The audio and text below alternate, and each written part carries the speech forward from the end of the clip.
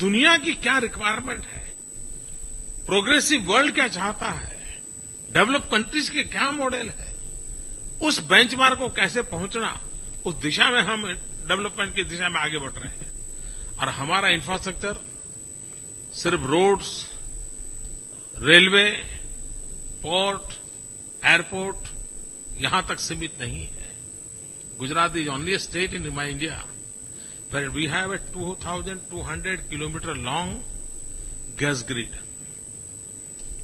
Gujarat is only a state कि जहां पर 24/7, 365 days uninterrupted where power is available.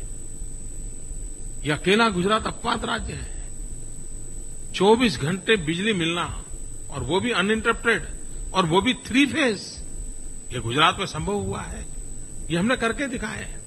इतना ही नहीं, हम नेक्स्ट जनरेशन का सोचने वाले लोग हैं। गुजरात के 18,000 गांव में ब्रॉडबैंड कनेक्टिविटी है। आज दुनिया के डेवलप कंट्रीज के पास भी गांव तक, रूरल, रिमोट एरिया तक ब्रॉडबैंड कनेक्टिविटी होगी, इसकी संभावना कम है। हम एक अपवाद राज्य हैं कि जहां पर इंफॉर्मेशन टेक्नोलॉजी, मॉडर्न व्यवस्था का हम उपयोग कर रहे हैं। आपको जानकर के आनंद होगा कि हमारे देश के सैटेलाइट्स हैं आसमान में। गुजरात अकेला राज्य है कि जिसने भारत सरकार से सैटेलाइट हायर किया है, और हम सैटेलाइट सिस्टम का हमारे स्टेट के लिए उपयोग कर करके quality of life remote area में भी कैसे चेंज हो, उसके लिए काम कर रहे हैं। तो गुजरात ने इंफ्रास्ट्रक्चर के भी अपने मायने को एक 21वीं सदी के प्रोग्रेसिव डेवलप कंट्री की बराबरी में रखने के लिए आधुनिक से आधुनिक विज्ञान का उपयोग करते हुए कैसे करना, उस दिशा में हमने प्रयास किया है। गुजरात एक ऐसा प्रदेश है कि जब रॉ मटेरियल नहीं है तो आपकी स्किल, आपके मैनेजमेंट और आपका कल्चर वो किसी को भी आकर्षित करता है। और हमने ह्यूमन रिसोर्स डेवलपमेंट पे बल दिया है, स्किल डेवलपमेंट पे बल दिया है। 21वीं सदी एशिया की सदी सारी दुनिया कहती है, लेकिन दुनिया जब सुनती है कि चाइना तो कहीं 21वीं सदी का कंट्रोल नहीं कर लेगा, तो जो लोग भी लोकतंत्र में विश्वास करते हैं वो भयभीत हो जाते हैं। चाइना में के पास स्किल डेवलपमेंट का एक बहुत बड़ा मिशन चल रहा है। भाइयों बहनों, भारत ये दुनिया का सबसे युवा देश है। हमारा 65% पॉपुलेशन, उसका एज ग्रुप 35 से नीचे है। अगर 65% पॉपुलेशन इज बिलो 35, तो कितना बड़ा ताकत का भंडार हिंदुस्तान के नौजवानों के पास है।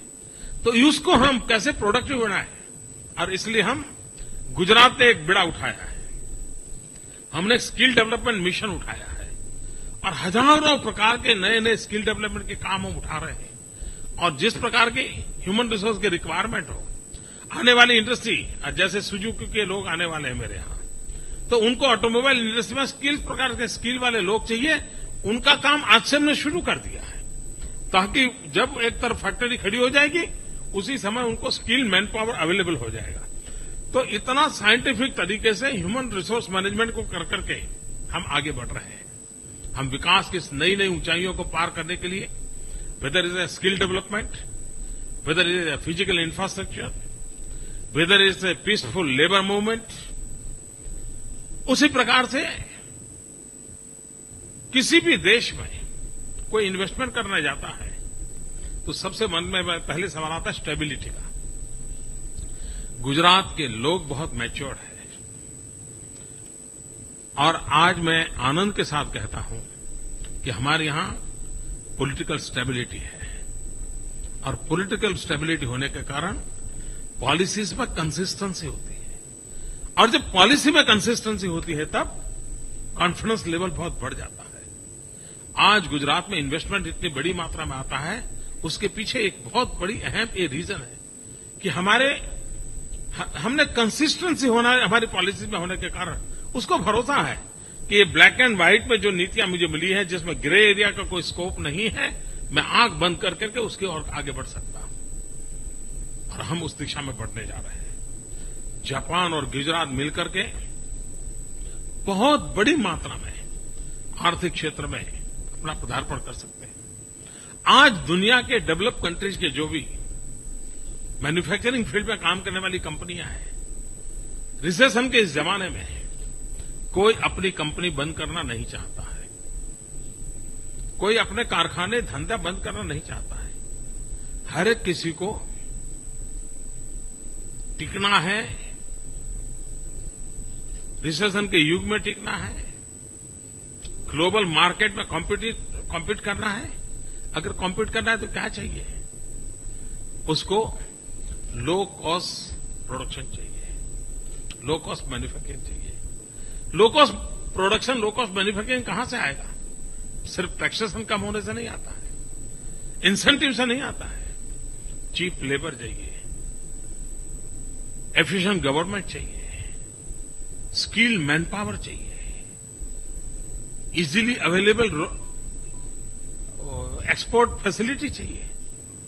अगर ये चीजें प्रोवाइड करता है तो वो ग्लोबल इकोनॉमी में कितना ही रिसेशन क्यों न हो, वो अपनी प्रोडक्शन लेकर के दुनिया के बाजार में खड़ा हो सकता है। गुजरात इसके लिए परफेक्ट पोजीशन में है। आज हम नेचुरल एक ऐसी पोजीशन में है कि जहां पर हम ग्लोबल मार्केट को कवर करने के लिए हम बड़ी आसानी से पहुंच सकते हैं। लेकिन उसके साथ साथ एक और सुविधा है।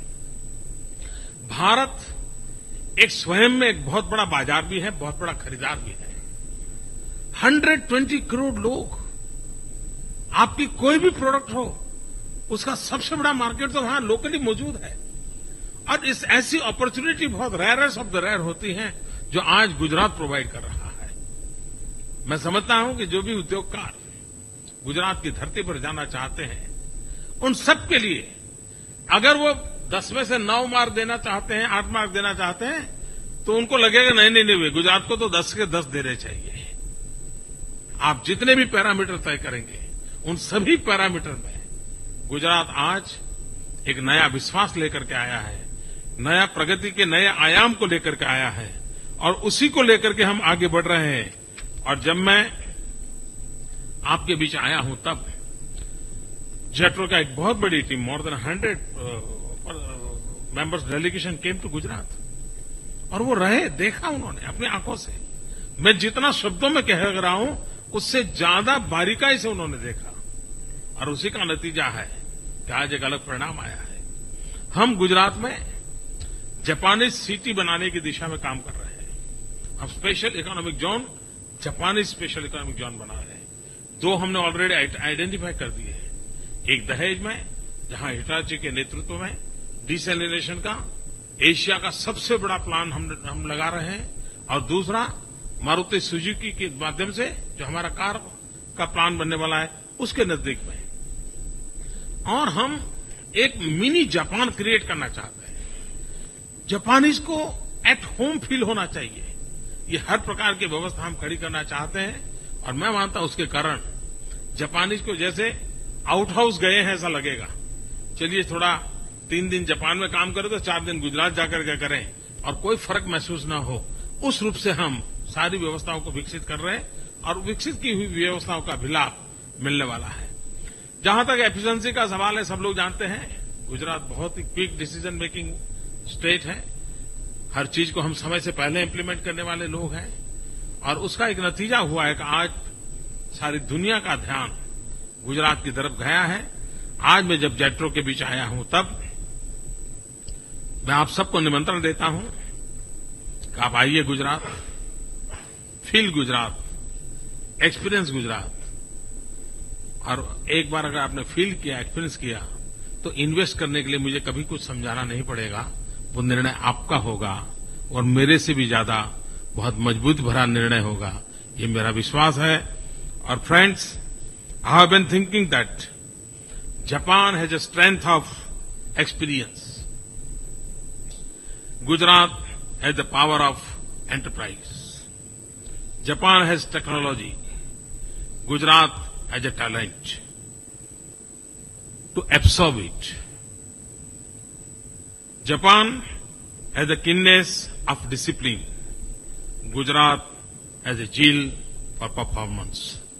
आई एम श्योर ये जो हमारी शक्तियां हैं उसका मिलन जितना होगा उतना ही उत्तम परिणाम मिलेगा और एक नए स्वर्णिम इतिहास को बनाने के लिए सांस्कृतिक विरासत से जुड़े हुए हम लोग, ऐतिहासिक घटनाओं से बंधे हुए हम लोग, मानवता के दायरे में अपनापन महसूस करने वाले हम लोग, जापानी और गुजराती, जापानी और इंडियन कभी भी अलग नहीं हो सकते हैं।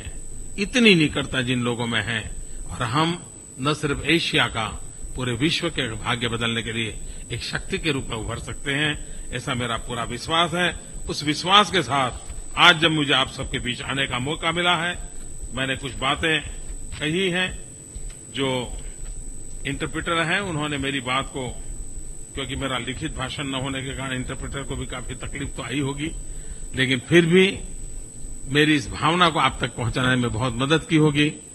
हमारे साथ बहुत ही बड़ा हाई पावर डेलीगेशन आया हुआ है। हमारे अधिकारी मिस्टर साहू को मैं कहूंगा कि हमारा जो डेलीगेशन आया है उसका भी आप लोगों से परिचय करवाएं, ताकि बाद में जब मिलना जुलना हो जाएगा तो आप उनसे भी बात कर सकते हैं। हिंदुस्तान के लीडिंग इंडस्ट्रियल ग्रुप आज मेरे साथ यहां आए हुए हैं। उसी प्रकार से मेरी सरकार के टॉप मोस्ट ब्यूरोक्रेटिक टीम है, ऑफिसर्स हैं, वो भी मेरे साथ आए हैं। आपकी हर सवालों का जवाब, हर बातचीत का सवाल जवाब यहां आपको जरूर मिल जाएगा। मेरी पूरी टीम का उसी प्रकार से जो बातें मैंने बताई हैं, कुछ फैक्ट्स एंड फिगर के साथ एक प्रेजेंटेशन के माध्यम से आपको और चीजें मिस्टर साहू दिखाएंगे। मैं मानता हूं कि आप लोगों ने जो समय दिया है वो समय आपका भविष्य में एक बहुत बड़ा साहसपूर्ण निर्णय करने के लिए एक अच्छा अवसर बन जाएगा, ये पूरा विश्वास है। मैं फिर एक बार जापान के उन सभी उद्योगकारों का बहुत बहुत अभिनंदन करता हूं कि आपने गुजरात को जानने समझने के लिए इतनी बड़ी मात्रा में यहां आए, समय दिया। मैं फिर एक बार आप सबका बहुत आभारी हूं। मैं जेट्रो का बहुत आभारी हूं कि जेट्रो ने इस सारे काम का बीड़ा उठाया है और जेट्रो की जितनी अपेक्षाएं हैं वो सारी अपेक्षाएं पूरी करने के लिए हम भरपूर प्रयास करेंगे। बहुत बहुत धन्यवाद। हम गुजरात में बचपन से जापानी का एक शब्द बराबर लगातार सुनते आए हैं, बोलते आए हैं और वो शब्द हम कहते हैं हमेशा सायोनारा। सायोनारा शब्द हमारे यहाँ काफी पॉपुलर हुआ है। बहुत बहुत धन्यवाद। Thank you.